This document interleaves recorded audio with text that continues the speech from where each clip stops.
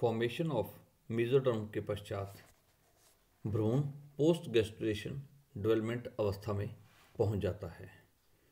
चिक में post gestation development के दौरान मुख्यतः भ्रूणीय पदार्थों से भ्रूणीय संरचनाओं तथा एक्स्ट्रा एम्ब्रियोनिक मेम्ब्रेन का निर्माण होता है।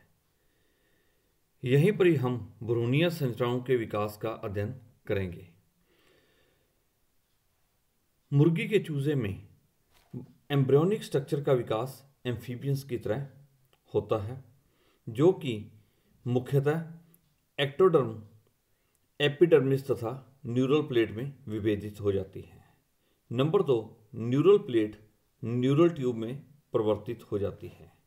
Number 3, chorda mesodermal cells notochord एवं मेसोडर्म में विभेदित हो जाती हैं।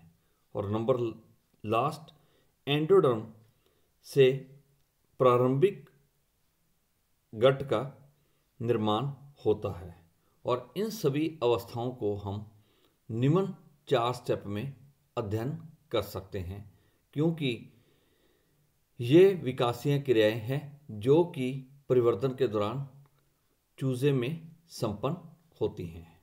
नंबर 1, न्यूरोजेनेसिस अर्थात न्यूरल ट्यूब का निर्माण। नंबर 2, नोटोजेनेसिस अर्थात नोटोकॉर्ड का निर्माण।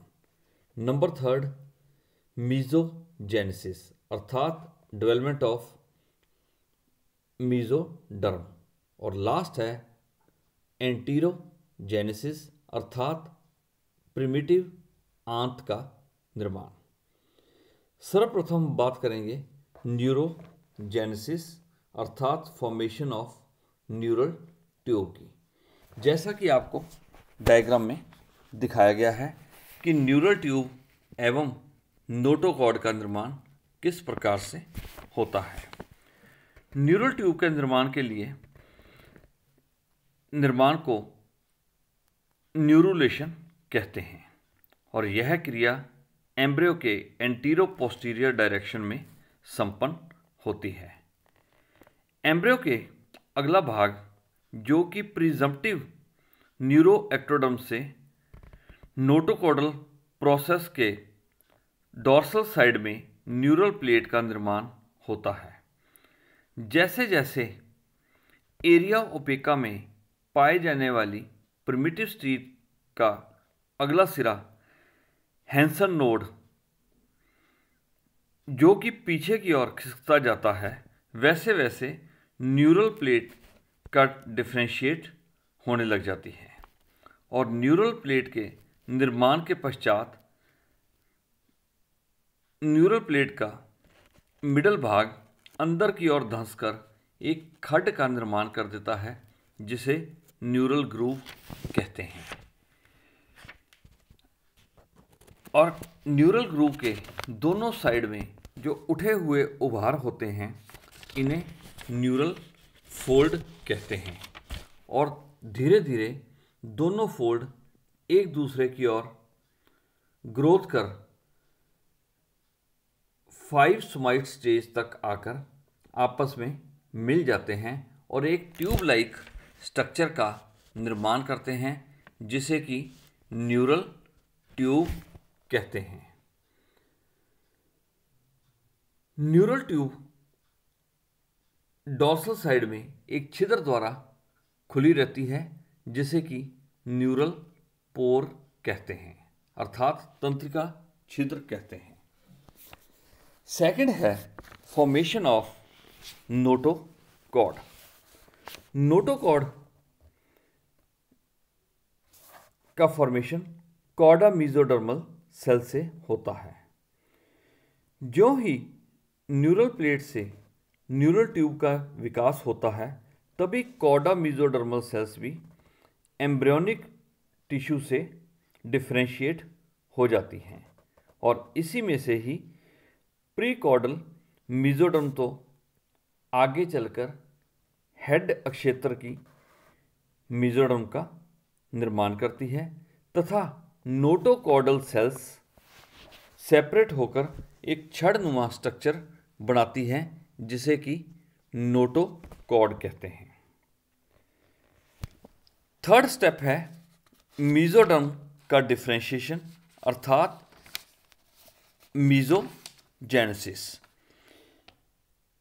नोटोकॉर्ड के दोनों तरफ मीजोडर्म के 3 लॉन्गिट्यूडनल कॉर्ड पाए जाते हैं जिन्हें कि क्रमशः एपिमियर, मीजोमियर तथा हाइपोमियर कहते हैं। और मुर्गी में सोमाइट्स के निर्माण की क्रिया का अध्ययन लिप्टन तथा जैकबसन 1974 द्वारा किया गया था।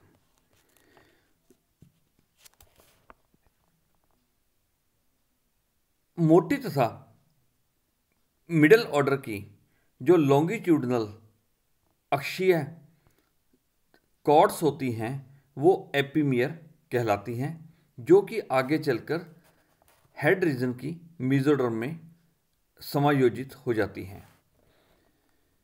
भ्रूणीय विकास के अर्थात इंक्यूबेशन के लगभग 20वें घंटे के पश्चात नोटोकॉर्ड के दोनों ओर गहरे फीते के रूप में विभेदित हो जाती है और हैंसन नोड के पीछे फीते के समान एक खांच विकसित हो जाती है, जो कि प्रथम एवं सेकंड सोमाइट को विभेदित करती है, जैसा कि इस डायग्राम में सी डायग्राम में दिखाया गया है।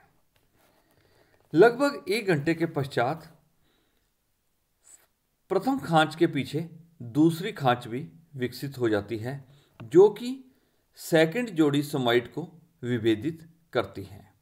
और इस तरह इंक्यूबेशन के 20वें घंटे के पश्चात लगभग प्रत्येक आर की दर से एक जोड़ी सोमाइट का निर्माण होता रहता है, जो कि एफ डायग्राम में दिखाया गया है।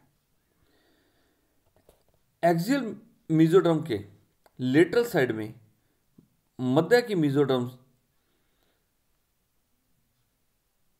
पर एक विशेष प्रकार की धारियां पाई जाती हैं जिसे मीजोमियर्स कहते हैं।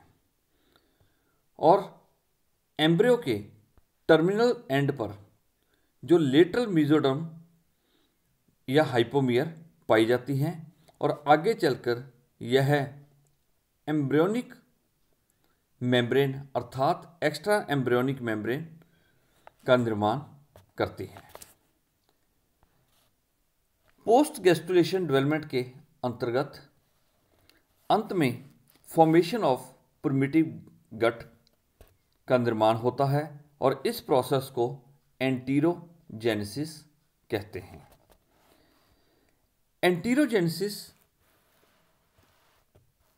के अंतर्गत प्रिमिटिव गट का प्रारंभिक विकास आर्केंट्रॉन के रूप में होता है, जिसमें डॉर्सल साइड की ओर एंडोडर्मल सेल्स तथा वेंट्रल साइड की ओर यॉक पाया जाता है।